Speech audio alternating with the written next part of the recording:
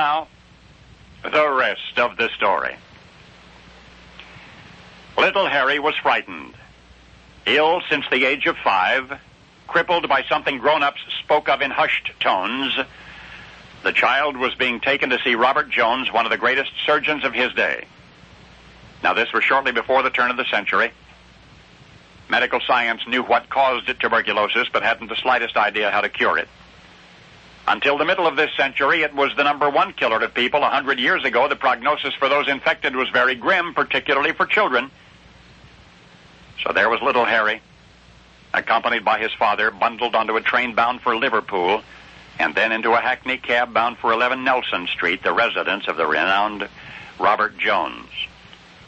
Harry and his daddy waited a long time before being greeted by this fascinating man.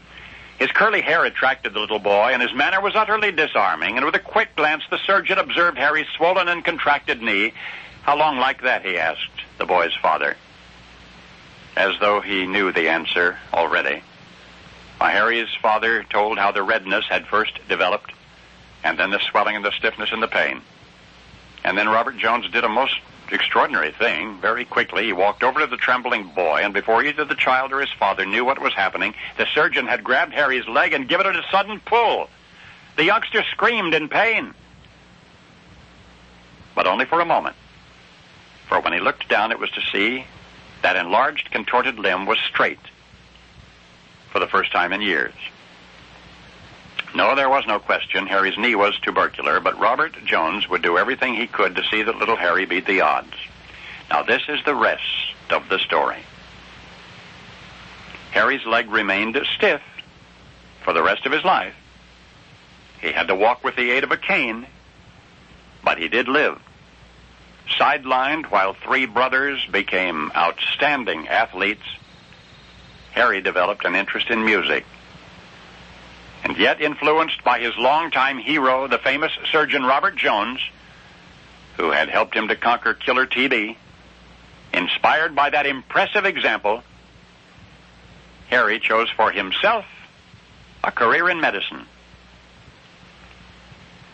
Now, in the annals of orthopedics, any scholar will tell you that one name stands out: Sir Harry Platt, a founding father of modern orthopedic surgery.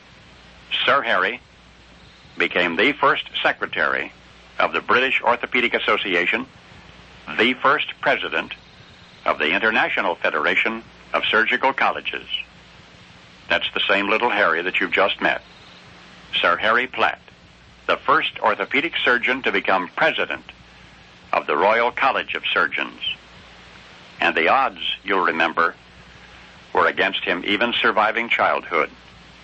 And yet, aided by a surgeon who lived to call him a colleague, Sir Harry survived to pioneer a field of medicine.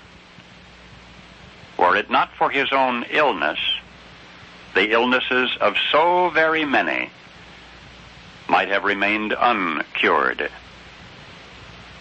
That he, stricken in childhood, had ever passed the age of 10 was almost miraculous. He died last December, 1986, at the age of 100. And now you know the rest of the story.